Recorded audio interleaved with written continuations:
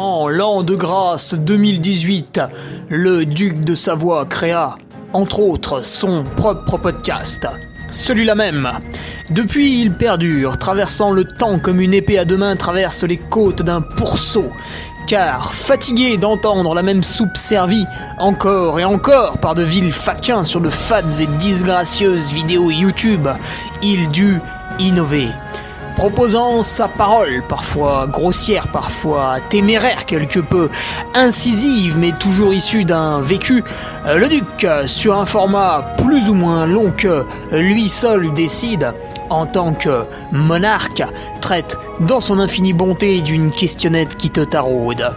Car il est comme ça, notre duc, humaniste, amoureux du vivant, la main sur le cœur, il veille sur son duché.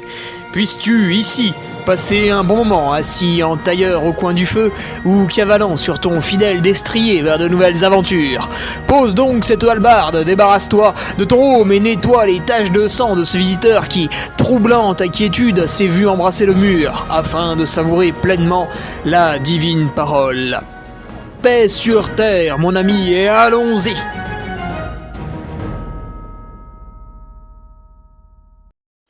Allez, bonjour tout le monde. Aujourd'hui, on se retrouve pour le podcast de Ferrari, que c'est le mien à moi, numéro 196. Comment atteindre son poids de forme? Une question posée par Florian Colson, un fidèle patriote, et une question qui fait sens, puisque je suis, eh ben oui, à 2 semaines des Canaries, qui est une course plutôt importante. Et puis pour ne parler pas que de moi, c'est vrai que tous les coureurs vont rentrer peut-être dans le début de leur saison, qui soit plus ou moins sportif. En France, on va avoir le Trail du Ventoux, le Seven Trail pour ceux qui sont un petit peu plus longue distance. Enfin bref, voilà, ça va commencer à s'exciter un petit peu, hein, quand même un petit peu. Voilà, ceux qui ont la ref.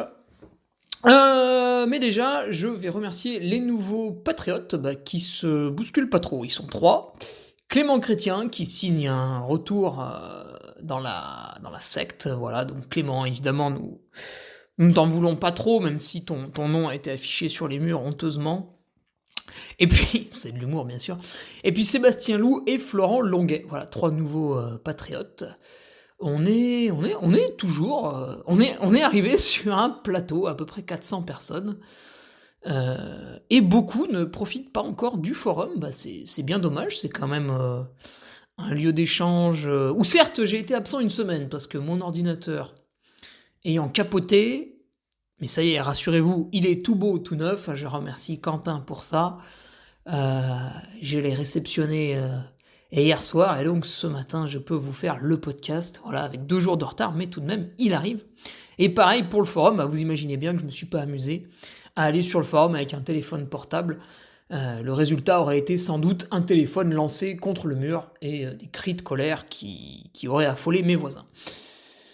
Donc voilà, les nouveaux patriotes, vous allez être servis. Alors c'est vrai que quand un nouveau patriote arrive, je ne sais pas s'il le fait, mais il a tout de même sur Patreon accès à maintenant presque 2 ans de contenu. Ce qui, mis bout à bout, représente un sacré paquet de fichiers à télécharger, puisque j'ai commencé à publier des choses dès fin avril 2020.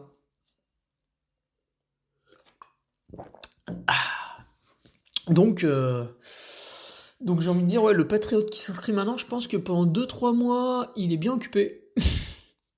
Et puis après, bien sûr, il peut échanger sur le forum avec les autres, forum qui est privé, donc si vous n'êtes pas patriote, évidemment, vous êtes hors de ce forum, tel un gueux, vous patientez à l'extérieur.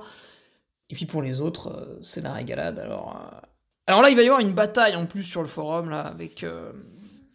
grâce à Altra, j'ai envie de dire, je n'en dis pas plus, les patriotes concernés vont devoir redoubler d'efforts pour un petit quelque chose, on va dire. En attendant, quelques petites news. Eh bien, oui, mon ordinateur s'est refait une santé, il est absolument tout beau, lavé de tout logiciel malveillant qui s'était accumulé au fur et à mesure des années. Et nous voilà repartis pour un tour, nous voilà à 2 semaines des Canaries, qui sera le premier grand objectif sportif. Et à l'issue de ces Canaries, je proposerai, sur Patreon, un podcast journalier, un petit peu comme j'avais fait avant l'UTMB, donc là tu vas me dire, mais Hugo, c'est complètement stupide, pourquoi tu proposes un podcast journalier après la course? C'est ridicule, tout le monde s'en fiche. Eh bien non, parce que je vais tenter un truc un peu idiot, tu vois, c'est vrai que moi je fais des trucs normaux pendant 1 ou 2 mois, puis après ça y est, je m'ennuie, il faut que je fasse une bêtise. Je vais faire un enchaînement. C'est-à-dire qu'après la Trans Gran Canaria, qui est quand même quelque chose que j'ai préparé relativement sérieusement, mais c'est un petit peu nouveau pour moi, parce que j'ai essayé de m'entraîner moins. C'est-à-dire quand j'ai fait ma grosse semaine, elle a duré 19h30. Si tu veux, ça d'habitude c'est une semaine normale. Et là, c'était la grosse semaine. Donc bon, j'arrive avec de la privation, ce qui est très bien, c'est ce que je voulais au départ, mais une fois qu'on est dans la privation, on n'est pas content. Donc aujourd'hui, je suis pas content. Et donc je voulais enchaîner avec le dernier survivant, qui est plus un défi qu'une course. C'est un truc un peu comme le dernier homme debout, la backyard, tout ça, où vous vous battez en fait contre un chrono, et puis évidemment des kilomètres et du D+, là en l'occurrence beaucoup de D+. Donc pendant 3 semaines, je vais faire un podcast journalier qui va parler de ma récupération à la Transgran Canaria et comment gérer l'enchaînement avec cet objectif. Parce que c'est vrai que beaucoup de trailers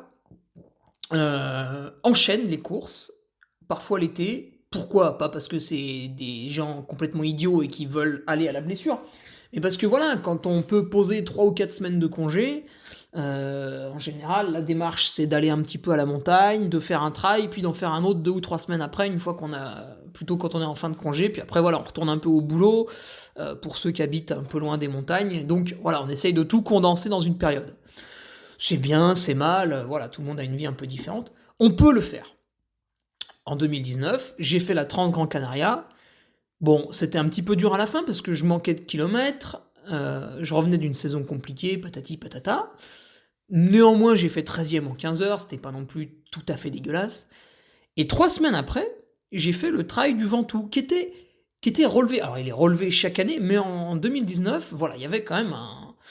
Vous pourrez aller consulter les résultats, hein. Dans le top 10, on retrouve des gens comme Andy Simons, Sylvain Court, voilà, qui faisait 8e, 9e. La victoire, c'était Nicolas Martin, Thibaut Guérivier, et puis Marc Lowenstein, en fait, pour la victoire. Et j'avais fait 28e avec des gens, pas mal de gens autour de moi qui étaient un petit peu plus spécialistes du maratrail, donc j'ai toujours eu du monde autour de moi, autour de la course, donc ça m'avait bien boosté. Donc 2 résultats tout à fait acceptables en l'espace de 3 semaines, sur des formats un petit peu différents. Donc en plus, si tu veux, mon ami, là, c'est que le dernier survivant, c'est un format un peu plus long, hein, 12 heures, ça me convient quand même mieux que le trail du Ventoux. Surtout, c'est pas technique, hein, le trail du Ventoux, ça halté, il y a quand même quelques cailloux.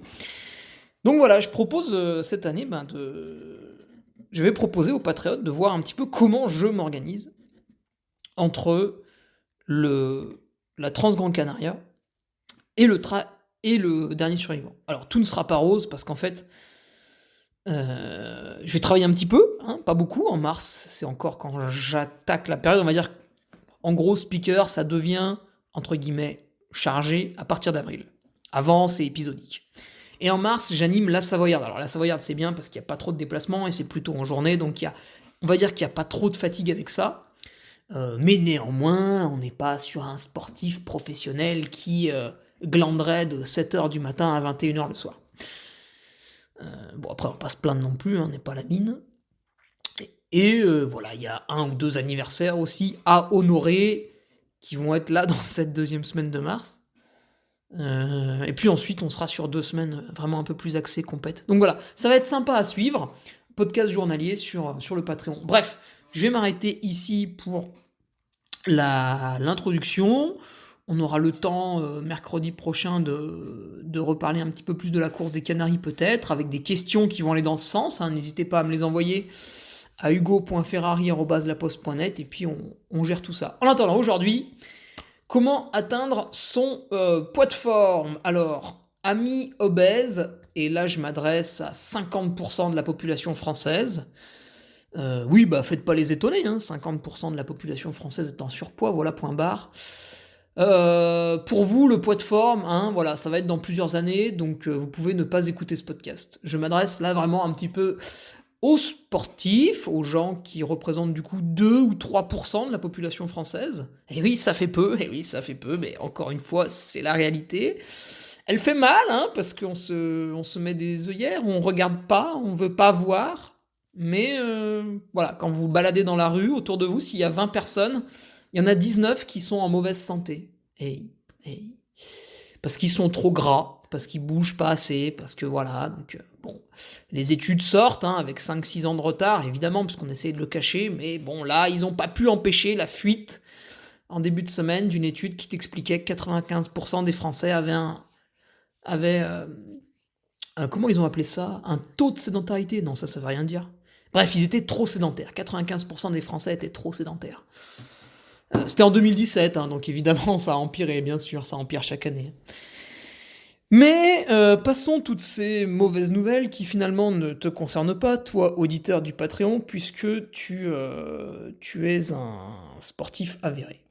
Et donc, comme moi et comme d'autres sportifs avérés, tu veux atteindre ce qu'on appelle le poids de forme. Alors le poids de forme, qu'est-ce que c'est? C'est pas le but n'est pas d'être le plus maigre possible, parce que ben, malheureusement, quand tu es très maigre, tu es très faible aussi en même temps. Voilà, Mais le but est de se débarrasser des kilos en trop, sans aller puiser trop loin. Donc, tac, vous avez une petite moyenne. Alors, à titre d'exemple, quand je faisais du vélo en compétition, du VTT en Coupe de France à 16, 17 et 18 ans, donc j'étais très à cheval sur le poids, et je devais peser aux alentours de 55 kilos.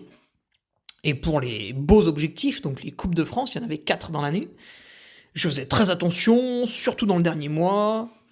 Donc la phase d'affûtage était très respectée, très cadrée, etc. Je me pesais tous les jours. C'est ce que j'ai repris à faire cet hiver. Avec des résultats navrants, mais bref, passons. Et voilà, je faisais aux alentours de 55 kilos.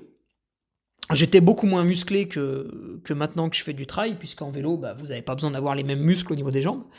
Donc je faisais aux alentours de 55 kilos, aujourd'hui c'est plus 60. Et j'arrivais, pour la Coupe de France, à descendre à peu près 54. Voilà, si je reprends mes carnets d'entraînement, c'était des feuilles papier. On voit 54,2, 54,3, voilà, régulièrement sur les Coupes de France. Et une fois, sur un objectif, je suis arrivé à 53,5. Pensez-vous, 2-3 jours avant la compétition, je me pèse 53,5. Putain, c'est génial, je saute de joie, je me dis, wow, j'ai gagné encore 500-600 grammes, ça va être le feu. Et pas du tout, c'était pas mieux que d'habitude, voire même un peu pire. Donc là, bah, il n'y avait pas eu d'intérêt à descendre si bas. Voilà, donc c'est un petit peu pour rappeler à tout le monde que le poids de forme, le but c'est pas d'être le plus maigre possible, mais c'est de se débarrasser du gras que vous avez en trop. Alors, comment on va faire pour baisser son poids sans baisser sa forme? Déjà, ça s'improvise pas du jour au lendemain. Si votre compétition c'est la semaine prochaine, sortez-vous immédiatement cette idée de la tête et surtout ne changez rien à ce que vous faites d'habitude. Maintenant, si votre compétition elle est dans 1 mois ou 2, on peut réfléchir. Déjà, il faut absolument le faire, c'est-à-dire il faut définir son programme alimentaire. Au début, il y a une phase extrêmement pénible, très théorique, pour vous donner un petit peu les bases, les codes, voilà, comprendre un peu ce qu'on a dans son assiette. Et une fois que cette base pénible, théorique, un peu, voilà, où il va falloir regarder, noter peut-être éventuellement, vous allez voir, ça se fait tout seul, bref. Comment j'ai fait? Alors comment j'ai fait? Bah oui, parce que plutôt que vous dire, faut lire tel livre, machin, tout ça, moi je suis parti du constat, quand je me suis mis au trail, on va dire en 2014, voilà, août 2014, j'ai lu le formidable livre de Julien Vénesson, Paléonutrition. Alors, arrêtez immédiatement de penser que paléonutrition, on va vous dire, voilà, le matin vous mangez un steak, le midi vous mangez du poisson, et le soir vous mangez 2 steaks. C'est pas du tout ça, ça c'est les clichés, ça s'adresse au débit de manteau, on met de côté. Donc, le fabuleux livre Paléonutrition de Julien Vénesson, là pour une vingtaine d'euros, vous allez avoir toutes les bases qui vous sont résumées. J'ai lu ce livre, bah voilà, pour comprendre pourquoi il il va pas trop falloir manger des pâtes, mais plutôt du riz, ou d'autres choses, voilà, bref, je vous passe les détails. Donc j'ai compris un petit peu comment il fallait s'alimenter pour être plutôt en bonne santé au quotidien. Et à la fin, Julien Vénesson, alors malheureusement est plutôt orienté sport de force, et donc proposait plusieurs plans alimentaires pour des sportifs. Et celui qui collait un peu avec ma pratique, c'était un boxeur de 60 kilos. Donc qu'est-ce que j'ai fait? Je me suis pas embêté, à un moment donné, il faut mettre les mains dans le cambouis, et faut y aller. J'ai pris ce plan alimentaire et je l'ai copié à la lettre. Pendant 2 semaines, j'ai mangé exactement ce qui était noté. Ce qui fait qu'au bout de 2 semaines, j'ai rapidement vu que c'était...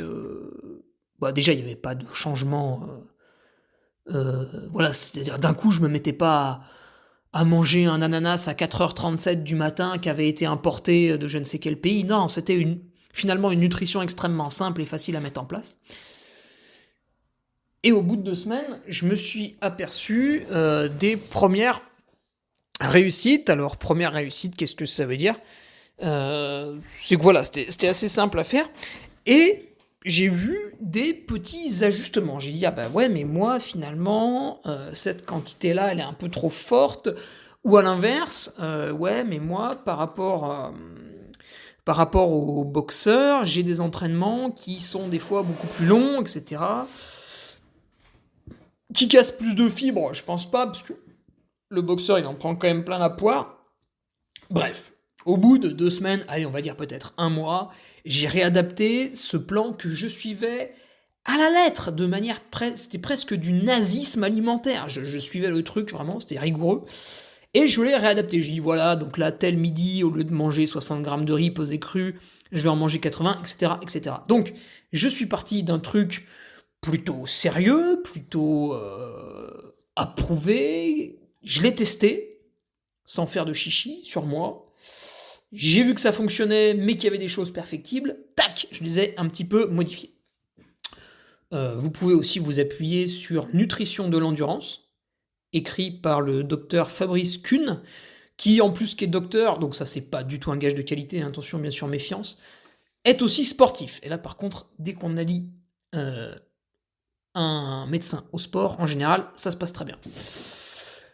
Donc là, vous avez quelque chose de très intéressant aussi avec Nutrition de l'endurance de Fabrice Kuhn. Lui, il propose aussi des plans alimentaires dans ce livre et vous pouvez vous en servir de base. Et cette base, je l'ai suivie pendant 5, 6, 7 ans. Alors évidemment, elle a un petit peu évolué. Parfois, je l'ai laissé tomber pendant 2 ou 3 mois parce que les aléas de la vie, ceci, cela. Mais bref, elle était dans ma tête. Et donc, je l'ai toujours suivie. Qu'est-ce que je peux vous dire là-dessus? Mon poids a toujours été stable, etc. Et en 2020, j'ai décidé de faire une approche un peu plus professionnelle, peut-être si on peut le dire, en embauchant Sébastien Diffenbrom en tant que coach nutrition. Et à ce moment-là, il a revu mes plans alimentaires, on a fait une analyse de sang très poussée. Voilà, donc pour vous dire qu'est-ce que c'est une analyse de sang très poussée, c'est évidemment quelque chose que vous pouvez pas demander à votre médecin généraliste, il comprendra pas les 3/4 de ce qu'il y a sur la notice. Ça se fait en laboratoire privé, et puis moi ça m'a coûté 300 balles par exemple. Hein, voilà, ouais. La santé n'a pas de prix, là on le comprend tout de suite. Bref, du coup il a réorienté quelques trucs, Sébastien. Alors pas grand chose, hein, évidemment, hein, j'étais pas en mauvaise santé, on n'allait pas non plus voir mais des petites choses, voilà, il a réorienté. Et il m'a fait travailler quelque chose qui était un petit peu absent des ouvrages que j'avais lus avant, c'est-à-dire, parfois, on va s'entraîner avec une réserve en glycogène très faible, pour ne pas dire épuisée, mais bien sûr, attention, on prend garde de la recharger. On a fait plusieurs articles sur Patreon là-dessus, bref. Et donc, Sébastien me suit à partir de juin 2020. Donc, tout ça pour vous dire quoi? C'est que la première étape pour atteindre son poids de forme, c'est de faire un plan. Vous pouvez pas atteindre votre poids de forme en mangeant au hasard. C'est impossible, ça marche pas. Voilà. Peut-être qu'un miraculé sur 100 personnes réussit, mais on s'en fout. Nous, on veut pas voir le mec qui réussit par hasard, ça nous intéresse pas. Nous, on veut une méthode, on veut la copier et l'adapter à nous. Donc, la méthode, qu'est-ce que c'est? C'est quantifier ses calories au jour le jour. Et puis évidemment utiliser de bons ingrédients. Si vous dites je vais recharger en glucides en mangeant une baguette de pain, blanc. Et ben là, vous êtes dans l'erreur. Par contre, si vous voulez recharger en glycogène, en mangeant un petit riz basmati que vous avez fait cuire un petit peu al dente, voilà, légèrement croquant, et ben là, c'est bon. Ou des patates douces, ou ce que vous voulez. Mais voilà, la baguette de pain blanc, pour celui qui veut creuser un petit peu, il faut plutôt s'en éviter. De un, ça ressemble quand même pas mal à du sucre rapide, hein. Vous pouvez avaler des carreaux de sucre, ça aura à peu près le même résultat. Et de deux, le gluten, on ne peut pas trop l'encourager en excès pour préserver sa santé sur le long terme. Voilà. Et puis si vous êtes allergique, bon bah là la question est réglée. Vous allez vomir et vous chier dessus. Ce qui est plutôt dégueulasse. Donc il faut éviter. Bref, la première partie, c'est définir son programme alimentaire et bien sûr le faire évoluer au fur et à mesure du temps, parce que si le jeudi 21 décembre, vous définissez un programme alimentaire, en avril, si vous ne l'avez pas fait évoluer, c'est que vous êtes idiot, parce qu'il se sera passé plein de trucs, vous aurez appris des choses, donc il faut le faire évoluer, bien sûr, mais toujours en restant sur sa base. On ne le fait pas évoluer parce que notre voisin nous a dit que finalement, il fallait manger du cochon à 14h37, quoi. Le numéro 2, la deuxième partie très importante, c'est qu'il faut se tenir à ce programme alimentaire. Donc là, on va parler de motivation. Parce que c'est bien beau de faire des plans sur la comète, mais si ça dure 2, 3, 4 mois et qu'après vous retombez dans la débauche pendant 2 ans, évidemment, au bout de 2 ans, si vous voulez vous remettre à l'alimentation santé, vous allez galérer. Et donc, pour atteindre son poids de forme, au lieu d'avoir 1 ou 2 kilos à virer, vous allez en avoir entre 5 et 10. Et là, je ne vous cache pas qu'il va falloir, comme on dit, tailler dans le gras, et ça va faire mal, et ça va durer longtemps. En général, les gens abandonnent et deviennent encore plus gros, ce qui est encore plus embêtant, donc ils abandonnent encore plus, etc., etc. Cercle vicieux, vous êtes mort. Bam! Putain, je suis chaud ce matin. Donc, il faut s'y tenir, parce que... Pourquoi c'est difficile ? C'est difficile parce qu'il y a les aléas de l'entraînement. À des moments, il y aura des séances difficiles à passer, vous allez avoir envie d'une récompense, une pizza, un McDo, voilà, chacun juge de ce qu'est sa récompense. Moi, c'est les meringues au chocolat, voilà. On a tous nos petits talents d'Achille. Surtout quand... je pense à ceux qui ont des enfants, hein, dans vos placards, vous avez des biscuits. C'est difficile quand on rentre d'une sortie vélo de 5 heures où il faisait un peu froid et où on a bataillé un peu avec les copains. C'est difficile de pas prendre le sachet de BN et de lui mettre une énorme calotte. Voilà. Ou autre. Donc c'est dur quand vous avez des aliments un petit peu... qu'on mettra dans la catégorie saloperie dans vos placards, c'est très dur. Quand vous avez une boulangerie à côté de chez vous, c'est le cas pour moi maintenant, c'est très dur. Quand vous allez faire les courses alors que vous avez faim, c'est très dur. Bref, parce que vous êtes entraîné, parce que voilà. Donc, méfiance. Le trail running, qu'est-ce que c'est ? C'est des entraînements qui sont très variés, hein. Chaque semaine ne se ressemble quasiment pas. Ou alors il y en a 2 ou 3 qui se ressemblent, puis après on passe à autre chose, on est sur du volume, on est sur des intensités, on est sur un week-end shock, on est sur un repos après les week-end shocks, etc. Donc si vous voulez, votre déficit calorique, il fait le yo-yo. Des fois, vous allez être en gros déficit calorique pendant 3 jours, et puis je sais pas, moi, la semaine d'après, vous allez être en surplus calorique si vous changez pas tout. Donc c'est très dur, il faut s'adapter au jour le jour, et on serait tenté d'abandonner, parce qu'on met la priorité à l'entraînement. Évidemment, si vous mangez très bien et que vous vous entraînez pas, ça marche pas. Mais si vous entraînez très très bien et que vous mangez mal ou trop, bah le poids de forme, vous pouvez faire une croix dessus. Regardez au départ des trails, il y a plein de types qui sont un petit peu gras. Bon, ils sont pas gros, ils sont gras. Ça veut dire quoi ? Ça veut dire, et ils sont peut-être devant vous à l'arrivée. Ça veut dire quoi ? Ça veut dire que ces mecs-là s'entraînent plutôt bien, visiblement, puisqu'ils réussissent à faire une bonne course. Mais vu qu'ils sont un peu gras, ça veut dire que derrière l'alimentation, c'est n'importe quoi. Sinon le mec, il est pas gras. Il est à son poids de forme. Et quand vous êtes à vos poids de forme, 1, vous n'avez pas de ventre, 2, on voit quand même une définition musculaire, hein, sur vos bras, sur vos jambes, etc. Quand vous contractez le mollet, on voit un mollet, hein, on voit pas juste un jambon. Donc voilà, c'est ça. Et puis, bah, bien sûr, il y a les aléas de la vie. Alors ça, bah, c'est dramatique. Ça peut être perdre son travail, ça peut être perdre sa femme, perdre son mari, ça peut être... pas forcément dans un décès, hein, je parle peut-être plus pour un divorce, même si le décès est envisageable. Les enfants, parce que vous aviez pas d'enfants, vous en avez un, pire, vous en avez 2, encore pire, vous en avez 3, au-delà, c'est de la folie. voilà, il y a des problèmes dans la famille, il y a des problèmes au boulot, hein, vous perdez votre travail, ou alors vous trouvez un nouveau travail, puis il est plus contraignant, etc. Bref, les aléas de la vie. Les aléas de la vie, les repas à l'extérieur, les repas avec le boulot, les repas parce que vous êtes commercial, vous êtes sur la route, etc., etc. Tout un tas de choses qui vous éloignent du plan. Le plan qui se déroule bien, c'est un plan où on prépare son repas dans sa cuisine, tranquillement, en choisissant ses aliments qu'on est allé acheter. Malheureusement, ça, aujourd'hui, avec les vies complètement débiles qu'on mène tous, ben c'est vrai, on court partout. Alors on court partout pour quel résultat? Est-ce qu'on est plus heureux? En fait, la réponse est clairement non. Mais certains y arrivent, mais pas tous. On retourne de plus en plus à l'essentiel. Et là, je vous invite à lire le livre de Pierre Rabhi, voilà, qui n'est pas non plus un... Je vous invite pas à boire toutes ses paroles, il y a certaines choses qui sont un peu borderline, mais néanmoins, son livre, La sobriété heureuse, est quand même inspirant. Voilà. Après, le reste, je vous laisse juger, mais ce livre-là est bon.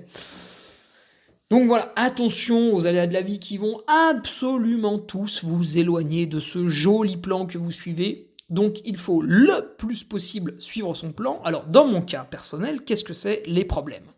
Les problèmes, c'est quand je suis speaker. Vous vous doutez bien que quand je suis speaker, si c'est sur un ultra-trail qui va durer du vendredi midi au dimanche soir, là, l'alimentation va être... Enfin, désastreuse, oui, mais j'essaye d'y faire attention, mais néanmoins, c'est pas l'alimentation que j'ai en semaine. Alors du coup, c'est pour ça qu'en semaine, je fais très attention. C'est très très rigoureux chez moi quand je m'alimente. C'est vraiment ce que j'ai choisi, ce que j'ai pesé, etc. Pourquoi? Parce que je sais que quand je pars en événement sur le week-end, ça part en sgeg. Donc j'essaie d'être très rigoureux le reste du temps quand je peux maîtriser mon assiette. Et évidemment, en week-end, bon bah là, si vous voulez... C'est dimanche, c'est 14h, vous n'avez pas mangé depuis samedi soir, le bénévole vous amène une tartiflette, qu'est-ce qui se passe? Bah vous mangez la tartiflette, vous lui envoyez pas en travers de la FIF. Donc voilà, à un moment donné, on est tous obligés de faire des entorses au plan.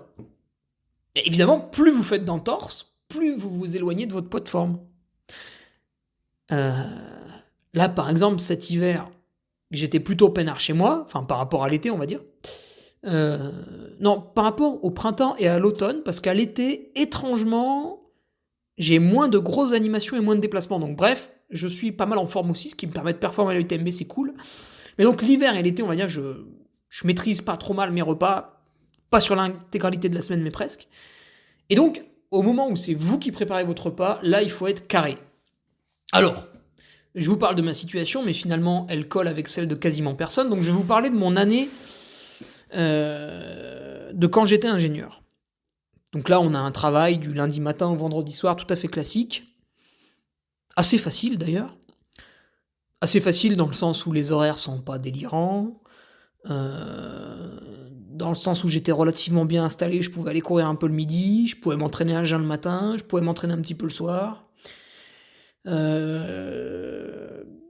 Voilà, hein, c'est un bureau. Hein. L'hiver, c'est chauffé, l'été, c'est climatisé. On est bien, hein, c'est tranquille. Hein. Voilà. Par rapport à ceux qui bossent dans le BTP, en plus, vous êtes mieux payé, quoi. Donc, c'est plus facile et vous êtes mieux payé. C'est quand même fabuleux. Hein. Ah, j'aurais peut-être pas dû quitter ce métier, bref. Non, je rigole. Ça me faisait un peu chier, quand même. Quand vous avez un emploi de bureau comme ça, du lundi au vendredi soir, qu'est-ce que je faisais?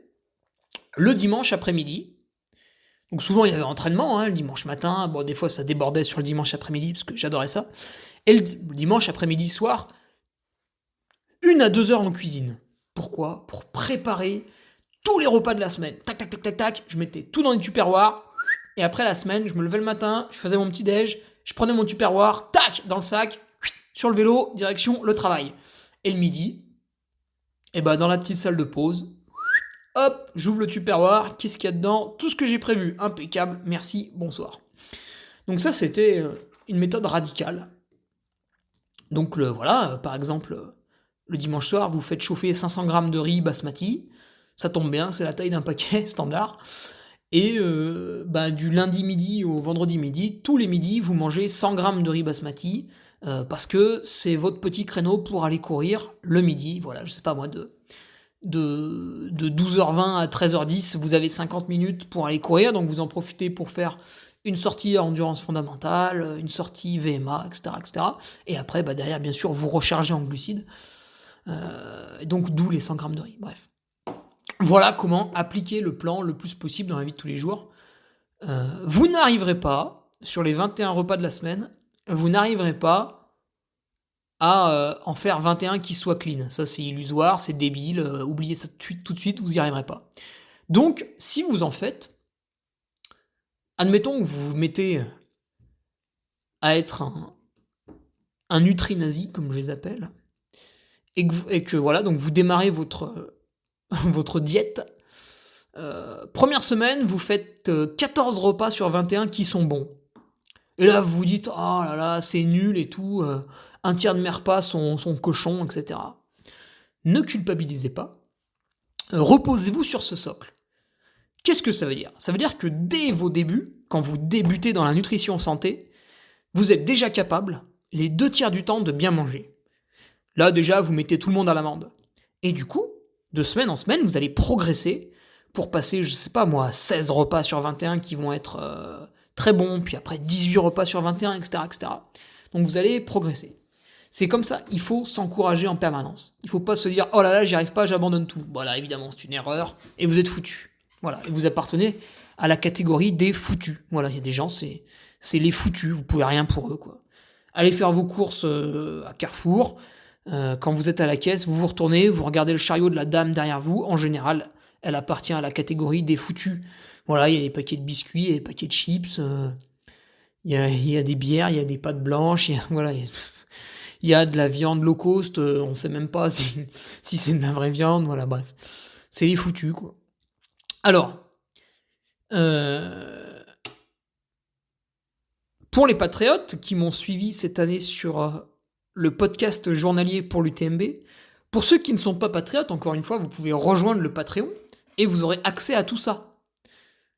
En utilisant la molette de la souris, voilà, vous pourrez défiler pour revenir au contenu passé. Et donc, tout le mois d'août, j'ai proposé un podcast journalier pour l'UTMB et à la fin, j'ai partagé mon tableau Excel avec mes variations de poids. Et vous allez voir, si vous tracez une courbe, que progressivement, je suis descendu en un mois d'une moyenne qui était à 60,5, 61 kg, à, le jour de la course, à peu près 59 kg. Et puis l'exemple négatif, bon ça je l'ai partagé un peu nulle part, mais c'est vrai que cet hiver, après une coupure plutôt légère, et une reprise du sport très légère et très progressive, j'ai gentiment touché les 62 kg, ce qui m'a un petit peu alarmé, et poussé à me remettre un peu dans le bain, jusqu'aux Canaries. Voilà, et puis là je suis déjà revenu sur les 60,5 cette semaine, et puis du coup je pense que le jour de la course je vais être revenu à 60. Peut-être 59,5, mais je ne fais pas trop une fixation dessus. Puisque je n'ai pas la même balance aussi, hein. Des fois il y a aussi des... Voilà. Bref. Donc, la partie 1, faire son programme, ça vous y couperez pas. Voilà. Si vous voulez échapper à ça, abandonnez tout de suite, ce sera plus vite fait. Il faut absolument définir son programme. C'est tout, c'est comme ça. C'est comme ça. D'ailleurs, c'est très bizarre, on fait des emplois du temps pour toutes nos activités la semaine, mais pas pour la nourriture, tu vois. Enfin, c'est quand même ce que vous mettez dans votre corps, quoi. Je sais pas, c'est... Vous auriez pas dans l'idée d'avaler une merde de chien. Vous dites, ah bah non, c'est dégueulasse, ça va aller dans mon ventre et tout. Bah c'est pareil, quand vous faites vos courses, il y a des trucs, c'est pas de la merde de chien, mais enfin c'est quand même pas loin. Donc faites gaffe, quoi. C'est quand même des choses que vous mettez dans votre bide. Donc voilà, sans tomber non plus dans des folies. Hein. Voilà, alors, plusieurs erreurs hein, pour conclure un peu là-dessus. L'erreur, souvent, c'est de se dire « Oh là là, je suis trop gros, j'ai fait des abus et tout », et le mec fait un régime de ouf, quoi. Et donc son poids fond, puis évidemment ses performances fondent avec, hein, en fait, parce qu'il aura un déficit énergétique qui va l'empêcher d'être bien au jour le jour. Donc voilà, l'erreur. Alors ceux qui veulent arrêter de manger des glucides aussi, hein, du jour au lendemain, bon voilà, évidemment, c'est comme si j'ai une voiture, je conduis à 100 km/h, il y a un mur devant, je ferme les yeux en me disant « Inch'Allah, je vais l'éviter », puis bon, bah il y a un accident. L'erreur aussi, c'est d'être trop pressé. Enfin, ça va un peu avec les deux, hein, bien sûr. Voilà, c'est sur le long terme. Si vous avez 1 kilo à perdre, ben, ça va prendre 2 ou 3 semaines. Si vous avez 2 kilos, ça va prendre 4 à 6 semaines, etc., etc. Voilà, si vous avez 10 kilos à perdre, ben, prévoyez 6 mois. C'est tout, c'est comme ça, hein, c'est la règle. Ça varie pas trop hein, d'un individu à l'autre. Sauf évidemment, si vous êtes très très gros, ce sera très facile de perdre du poids. Si vous êtes à 1 ou 2 kilos de votre poids de forme, ça sera plus dur, mais vous allez y arriver. Faut quantifier, ouais. Alors je parlais de se peser tous les jours, c'est bien, mais ça peut être une erreur dans le sens où vous vous pesez. Voilà, donc moi par exemple, je me suis pesé là, avant-hier, je faisais 61 kilos, puis ce matin je me pèse 61,8. Donc évidemment, tu te dis putain, j'ai pris 800 grammes. Oh bah aujourd'hui je mange pas. Non, non. Il y a aussi des variations hydriques, etc. C'est dur à expliquer tout ça. Bref, en fait, il faut se peser tous les jours, mais limite, faut pas regarder la valeur. Et il faut regarder la moyenne sur la semaine, sur 10 jours. Voilà, ça c'est mieux. Vous faites votre petit graphique. Et si vous êtes un gros feignant, aujourd'hui vous achetez une balance connectée, tac, la balance donne la valeur. À qui elle donne la valeur? Au téléphone portable. Le téléphone portable, via une application, vous trace votre courbe. Hop, tous les 10 jours, toutes les 2 semaines, vous regardez la courbe et vous regardez un petit peu où vous en êtes. Vous dites, ah oui, en fait, ça baisse pas. Donc finalement, il faut que je baisse un tout petit peu de 100 ou 200 kilocalories sur les journées, etc., etc. Donc voilà, c'est finalement assez simple d'atteindre son poids de forme, mais encore une fois, faut faire des choses que 95% des gens ne font pas. C'est simple, mais ils le font pas. Et vu qu'ils le font pas, on le fait pas, parce qu'on se dit, putain, mais personne le fait, du coup c'est trop bizarre, du coup je le fais pas. Mais non, non, non, encore une fois, il faut arrêter de raisonner en prenant la population française ou même mondiale, c'est n'importe quoi, ça. C'est un désastre, c'est pire chaque année. Donc réfléchissez, les choses simples, qu'est-ce qui fonctionne, etc. On fait un plan, on s'y tient 2, 3, 4 semaines. Au bout de ce temps, on fait le point. Est-ce qu'il m'en faut un peu plus? Est-ce qu'il m'en faut un peu moins? Est-ce que certaines fois il m'en faut un peu plus? Est-ce que certaines fois il m'en faut un peu moins? Donc là, je vous renvoie sur ma stratégie des fois de faire du low carb. Évidemment, derrière on recharge. On ne fait pas tous les jours du low carb. Parce que quand vous voulez développer votre vitesse, vous ne faites pas tous les jours de la VMA. Hein, ça viendrait à l'idée de personne. Bon, bah là, c'est pareil. Quand vous voulez maigrir, vous ne faites pas tous les jours du low carb. Sinon, en fait, qu'est-ce qui se passe? Vous vous levez le matin, vous bandez plus, et puis bon, bah là, ça y est, c'est foutu. Hein. Si vous entamez pas la journée avec une énorme trique, c'est qu'il y a un problème, hein, au niveau des graisses, souvent. Donc, méfiance. Et faire son petit plan. Tiens, une autre activité que je vous donne pour finir, c'est l'application, enfin, c'est même un site internet. Chronometer, c'est Ronometer. C'est pas mal fait, là. Vous mettez votre activité physique, ça vous crée un déficit calorique, vous mettez ce que vous mangez, tac, ça remplit le déficit calorique, et vous allez voir si vous êtes au-dessus ou en dessous. Alors évidemment, il y a beaucoup d'incertitudes, mais ça marche pas mal. Bon, par contre, faites-le uniquement une semaine hein, pour vous donner une idée, parce que c'est quand même très pénible à faire. Mais c'est bien de le faire une fois. C'est bien de le faire une fois, et de prendre le temps de le faire une fois. Après, bah, si vous voulez le faire souvent, faites-le souvent, hein, ça vous regarde. Mais c'est quand même pénible. Moi, je l'ai fait une fois. Ça m'a appris des trucs. Et voilà, je recommencerai plus tard, peut-être. Mais c'est bien, le faire une fois, c'est bien. Voilà, je vous laisse là-dessus.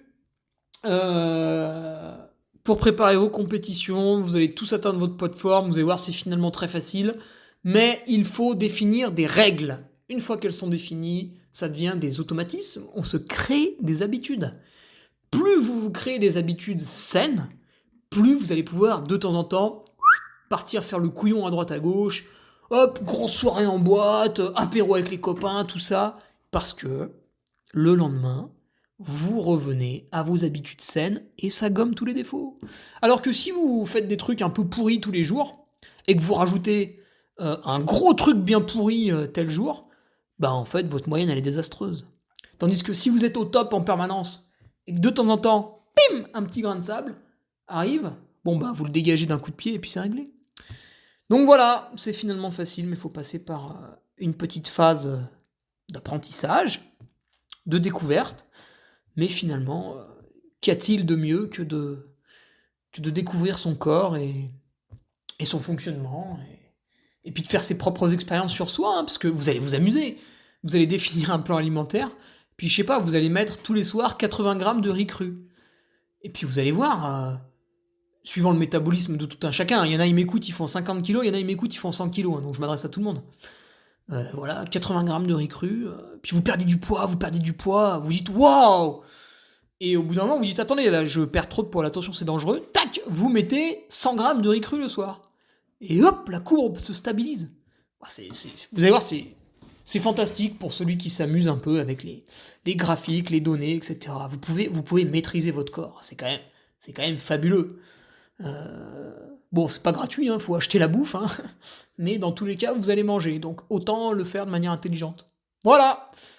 Je vous laisse là-dessus, on se retrouve mercredi prochain pour un nouveau podcast. Vous l'avez compris, hein, aujourd'hui c'était exceptionnel de le publier le vendredi, c'est parce que j'avais pas mon ordinateur, et en fait j'aurais pu le faire avec le téléphone, mais j'étais pas chez moi, et j'avais oublié la petite feuille que j'avais préparée, et ça me gonflait de tout refaire, donc voilà, bref. Vous l'avez le vendredi, personne n'est mort, du moins je l'espère, et on se retrouve mercredi prochain pour le nouveau podcast. Salut. Tu viens d'écouter le podcast du Duc de Savoie. Si tu souhaites approfondir avec de pertinents articles d'éminents spécialistes, rejoins le Patreon. Tu feras ainsi partie, en tant que fidèle patriote, de la très prestigieuse Duke Army. Si l'humour est ton leitmotiv et que tu n'as peur de rien, viens sur l'Instagram. Si tu veux espionner le Duc, car tu es vil et sournois, son Strava est également à ta disposition. Enfin, si tu es vieux, presque sénile et ou débute dans les réseaux sociaux, contente-toi de suivre sa divine page Facebook, les liens sont dans la description. Que Dieu te garde et à la semaine prochaine.